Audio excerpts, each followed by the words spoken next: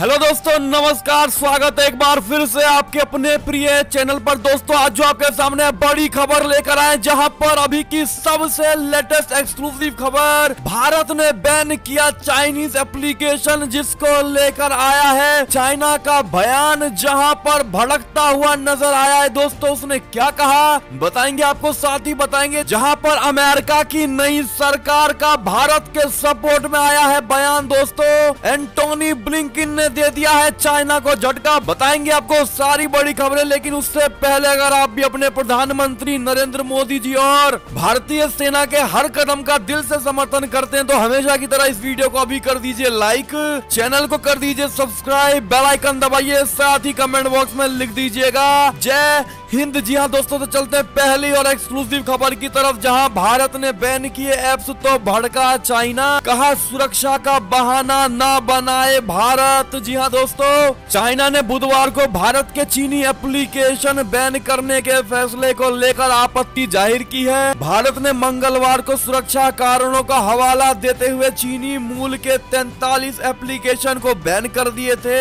China ने भारत के इस कदम को विश्व व्यापार संगठन के नियमों का उल्लंघन करार दिया है। लद्दाख में मई महीने में भारत और चाइना की सेना के बीच हुई झड़प के बाद से ये चौथी बार है जब भारत ने चाइना मूल पर एप्लीकेशन पर बैन लगाया है। अब तक भारत करीब 267 चीनी एप्लीकेशन पर बैन लगा चुका है। भारत की स्थिति चीनी दूतावास की प्रवक्ता जी रोंग ने कहा, चाइना से जुड़े मोबाइल एप्लीकेशन को बैन करने के लिए भारत लगातार राष्ट्रीय सुरक्षा का सहारा ले रहा है, इसका हम कड़े से विरोध करते हैं। जी हाँ दोस्तों, आपको बता दें रोंग जी ने आगे कहा कि भारत से चीनी एप्लीकेशन पर लगाए गए प्रतिबंध हटाने की मांग करता हूं और ये कहा कि ये कदम विश्व व्यापार संगठन के नियमों के खिलाफ है। उन्होंने कहा, हमें उम्मीद है कि भारतीय पक्ष चाइना समेत सभी देशों के लिए बिना भेदभाव के बाजार में पहुंच को सुनिश्चित करेगा और विश्व व्यापार संगठन के नियमों का उल्लंघन करने वाले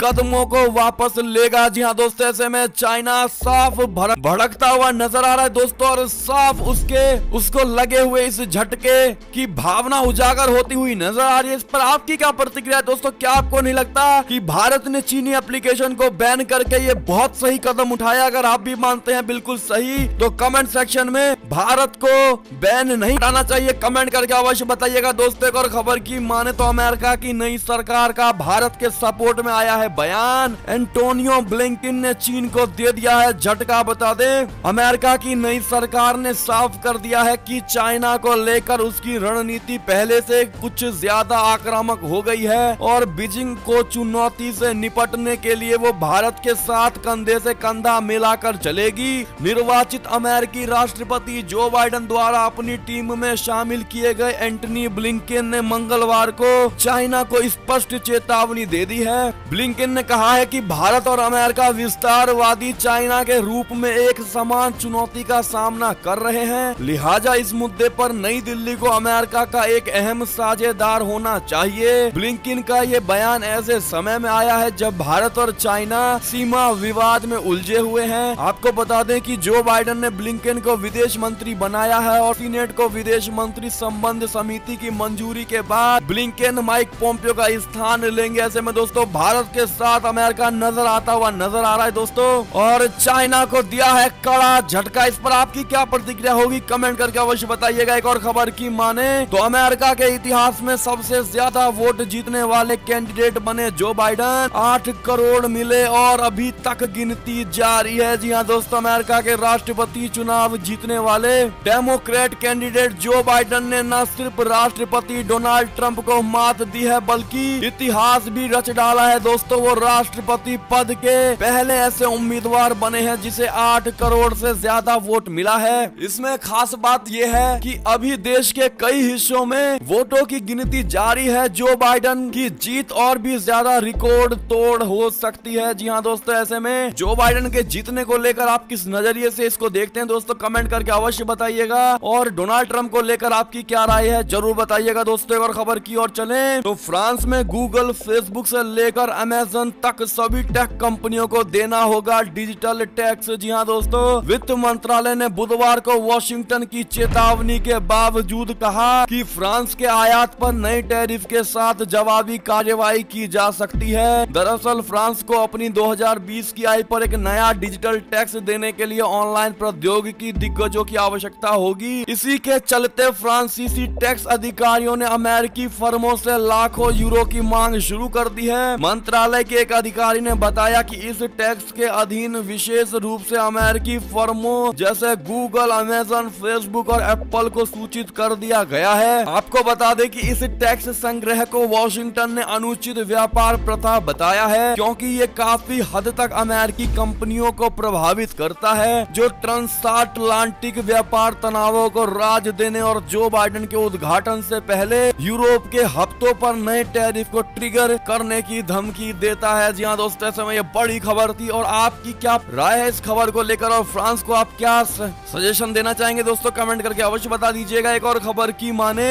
तो अफगानिस्तान के बमियान में बम विस्फोट में एक पुलिसकर्मी समेत 14 लोगों की हो गई है मौत। बता दें अफगानिस्तान के बमियान प्रांत में मंगलवार को सड़क के किनारे छिपा कर रखे गए बम में विस्फोट होने से एक यातायात पुलिसकर्मी समेत 14 लोगों की मौत हो गई और 45 लोग घायल हो गए। ये घटना ऐसे वक्त हुई है जब सरकारी वार्ताकार और तालिबान के प्रतिनिधि दशकों से चल रही जंग को खत्म करने के लिए बातचीत कर रहे हैं। गृह मंत्रालय के प्रवक्ता तारिक एरियन ने बताया है कि बमियान प्रांत के बमियान शहर में दोपहर में हुए विस्फोट में 45 लोग घायल हो गए। धमाके में कई दुकानें और गाड़ियां क्षतिग्रस्त हो गई। बमियान प्रांत के पुलिस प्रमुख के प्रवक्ता मोहम्मद रजा यूसुफी ने बताया है कि लगातार 2 धमाके हुए। ऐसे में दोस्तों ये बड़ा ऑपरेशन और बड़ा विस्फोट देखने को मिला है। ऐसे में आपकी क्या राय है जरूर बताइएगा। एक और खबर की ओर चलें तो कोविड-19 को लेकर गृह मंत्रालय ने जारी कर दिया है नया दिशा निर्देश। राज्यों को लॉकडाउन के लिए लेनी होगी अनुमति। जी हाँ दोस्तों, कोरोना संक्रमण के बढ़ते मामलों के बीच गृह मंत्रालय ने बुधवार को निगरानी, नियंत्रण और सावधानी के लिए